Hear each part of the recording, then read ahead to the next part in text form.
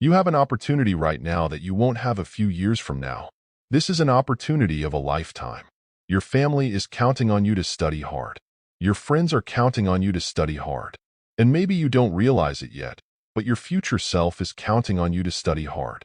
The goal is not to keep studying until you're content. The idea is not to keep studying until you become satisfied with your grades. You should never be satisfied. You should always be striving for better. Because the day you become content with your grades is the day you stop evaluating yourself. That's the day you stop growing.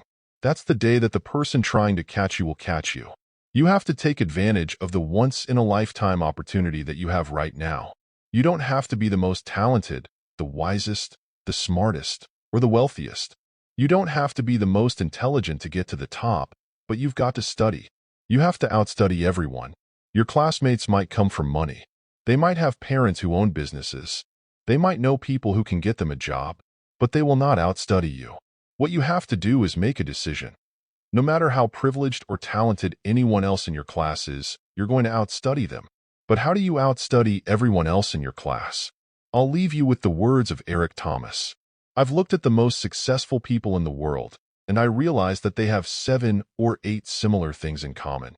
One of the things they all had in common was that they all had a routine. They are obsessed with routine. They don't have a gap of wasted time in their routine. They don't grind until 6 p.m. and then play video games for the rest of the night. They're not scrolling mindlessly through Instagram for 4 hours a day. They don't have time. That's a poverty mindset. Successful people don't waste time. They don't watch TV.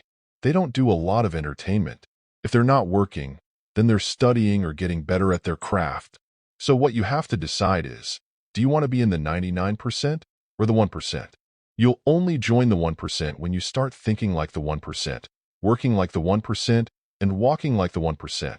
How you prioritize your studying over the next 365 days will significantly alter the journey you're on and whether you make it into the 1% club. Aristotle said, "You are what you repeatedly do." Therefore, excellence ought to be a habit, not an act. Don't ever forget that, as Coach Jay said, "I'm not your coach right now. I'm your conscience." You're in a fight between will and skill. I say will first because that's where you are. You're locked and loaded with skill. You're studying every day. You're putting in your work. You're buying everything, your books, pens, notebooks. You're making the investment. You're living your dream. You're walking like your dream. You're surrounding yourself with your dream. You're studying late at night and waking up early to do it all over again. You've put your work in. You've got your skill. And now, it's the test of your will. It's a mindset thing. You're in a test of your will right now because your challenge isn't moving. Your mountain is not moving. You don't feel like you're making any progress. You're not physically moving. When you see everything else around you and other people around you moving, you're not making progress. You're in a test of your will right now because life says it has a little more tests for you. It's no different because you messed up, because you fell off the wagon, because you failed an exam, 2 exams, 3 exams. You gave up on your studying. You dropped out last year. And you really want your dream to happen, but you're putting in your work and nothing's happening yet. This is our moment, ladies and gentlemen. This right here is our moment, guys. You've all got to think about that just for a minute. This right here, this moment right here, this is our moment to turn what we have been dreaming of into reality. The exams you have coming, it all starts in your mind. You've got to fall back on everything that you've learned, everything that you've prepared for, every hour you spend studying for it. You've prepared well for this. Dreams can be buried under discouragement, buried under past mistakes. There are dreams buried under failed exams, buried under low self-esteem. It's easy to settle for average grades, even though you have all this potential buried on the inside. All of us have things that we're believing for, something we want to accomplish deep down. We know it's part of our destiny. We can feel it so strongly. But then we hit some setbacks.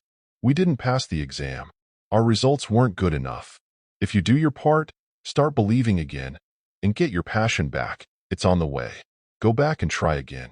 The true mark of a champion is that even though some dirt gets thrown on your dream, instead of letting it get buried, you keep shaking it off.